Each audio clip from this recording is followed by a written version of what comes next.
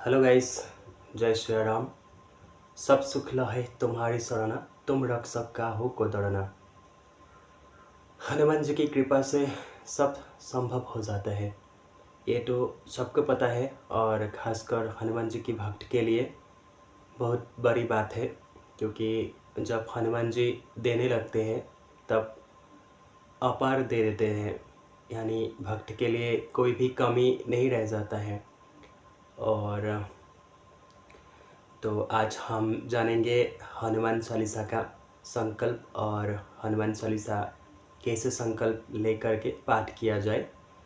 तो अगर जीवन में आपका जीवन में भी कोई भी परेशानी हो या फिर प्रॉब्लम हो या फिर समस्या हो या फिर आर्थिक संकट हो, तो आप हनुमान चालीसा का संकल्प लेकर के पाठ कर सकते हैं। तो आइए जानते हैं। सबसे पहले आपको लेना है हनुमान जी का या तो विग्रह या तो एक चित्र चाहिए। अगर आपके पास पहले से हनुमान जी का विग्रह या फिर हनुमान जी का कोई चित्र घर पे है तो फिर ठीक है। अगर नहीं है तो फिर आप छोटा सा एक राम दरबार का चित्र भी लेके आ सकता है। और अगर आपके पास हनुमान जी का चित्र है तो फिर राम जी है या फिर राम जी का दरबार है तो भी ठीक है। अगर नहीं है तो फिर आप हनुमान जी का एक्चुअली हनुमान जी का विग्रह हो तो ज़्यादा अच्छा है, क्योंकि 9 इंच से ज़्यादा बड़ा नहीं होना चाहिए, 9 इंच से छोटा होना चाहिए। जो कि छोटा वाला आता है ना एक हनुमान जी का विग्रह, वो हो तो अच्छा है। अगर नहीं है तो भी चित्र है तो भी कोई प्रॉब्लम नहीं है। उसके बाद आपको एक चौकी बिछाना है। उसके बाद एक लाल कपड़ा चाहिए, जो कि लाल कपड़ा बिछाना चाहिए। उसके बाद हनुमान जी का चित्र या फिर हनुमान जी का विग्रह हो। अगर विग्रह है तो फिर आप अच्छा से हनुमान जी का विग्रह को सबसे पहले पंचामृत से स्नान कीजिए। उसके बाद गंगा जल से शुद्ध कर लीजिए हनुमान जी का विग्रह या फिर हनुमान जी का चित्र को। उसके बाद लाल आसन पर बिठा के हनुमान जी का विग्रह को या फिर राम दरबार को आसन में बिठाइए। उसके बाद हनुमान जी को जनेऊ पहनाइए, या उसके बाद जनेऊ पहनाने के बाद आप घी का दिया जला सकता है। अगर घी का दिया नहीं है तो फिर चामेली का तेल भी ले सकता है।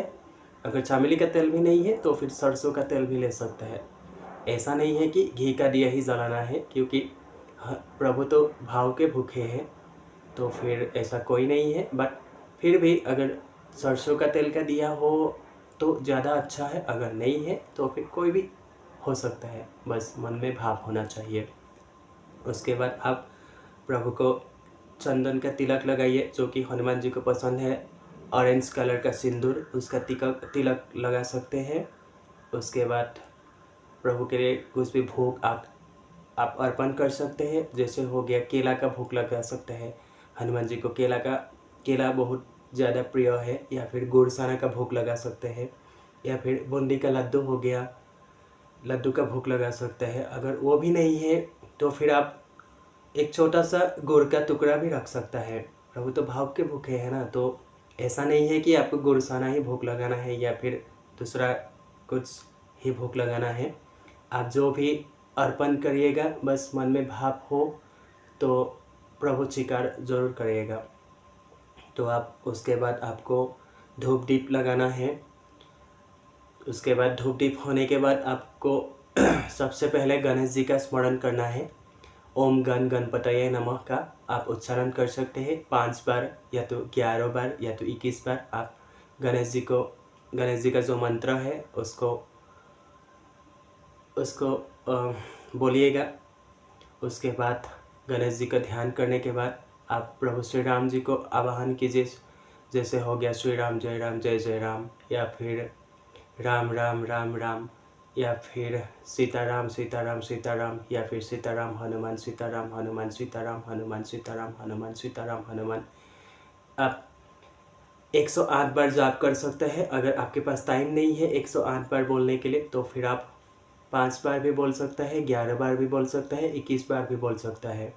उसके बाद आप हनुमान जी का ध्यान धरिए और फिर हाथ में जल लीजिए, और उसके बाद जल लेके संकल्प कीजिए कि आपका आपका नाम बताइए, आपका नाम क्या है, उसके बाद आपका गोत्र बताइए और आप कौन सा स्थान में रहता है वो बताइए। उसके बाद आप किस मनोकामना के लिए आप संकल्प ले रहा है वो बोलिए। फिर प्रभु को ध्यान करके आप बोलिए कि हम 1 दिन का संकल्प ले रहा हूँ, या फिर 3 दिन का संकल्प ले रहा हूँ, या फिर 7 दिन का, या फिर 11 दिन का, या फिर 21 दिन का संकल्प ले रहा हूँ बोल के वो जो जल है ना हाथ में लेके आप ऐसे ज़मीन में छोड़ दीजिएगा।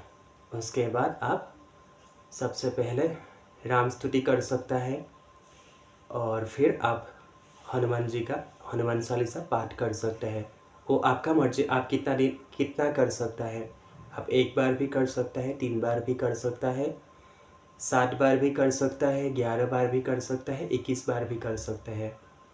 बस एक बात हमेशा याद रखिएगा, जब भी आप संकल्प ले पूर्ण ब्रह्मचर्य का पालन करना पड़ेगा।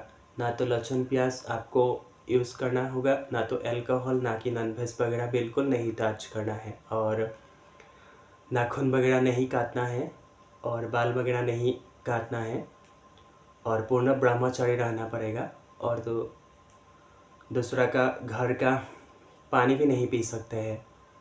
जो हमने किया वो हम आपको बता रहे हैं। हम नहीं तो आप 1 दिन का संकल्प भी ले सकता है। 1 दिन का संकल्प में भी आप 1 दिन के लिए आप जितना पाठ करोगे, जैसे हो गए 7 बार पाठ कर सकते हैं, 11 बार पाठ कर सकते हैं, या तो 100 बार भी पाठ कर सकते हैं। और हनुमान चालीसा में तो वर्णन किया गया है तुलसीदास जी ने, जो 100 बार पाठ कर कोई सुत ही बंदी महा सुख होई। यानी जो भी कोई 100 बार हनुमान चालीसा का पाठ करते हैं उसका सभी बंधनों से मुक्त हो जाता है, यानी कोई भी प्रॉब्लम समस्या नहीं रहता है।